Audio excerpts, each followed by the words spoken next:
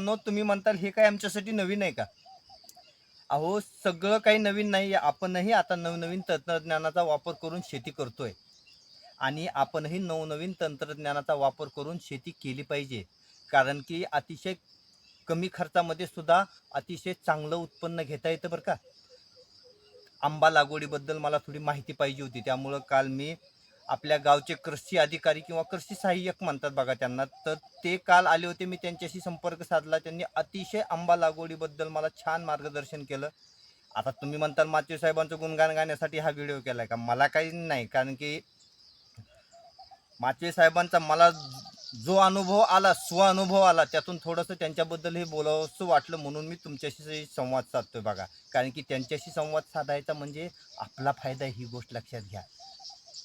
आपल्यासाठी शासनानं नेमलेला तो एक शासकीय कर्मचारी आहे आणि आपला जेवढा फायदा करून घेता येईल ना, तेवढा त्यांच्याकडून करून घेण्याचा प्रयत्न करा मित्रांनो. अक्षरशः काल मी 9-24-24 सारखं खतसुद्धा आपल्याला फवाऱ्याद्वारे ऊसाला देता येतं बघा.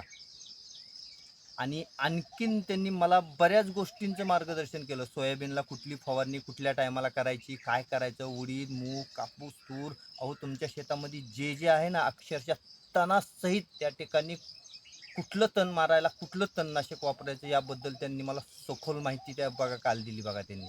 आणि असं वाटलं की शासनाचे सुद्धा काही कर्मचारी अतिशय चांगले आहेत बरं का, जे की जीव तोडून शेतकऱ्यासाठी काम करतायत. शेतकऱ्यांनो, आपल्यासाठी सुद्धा कोणीतरी काम करतंय आणि आपण त्या माणसांचा फायदा करून घ्यायला शिकलं पाहिजे शेतकऱ्यांना.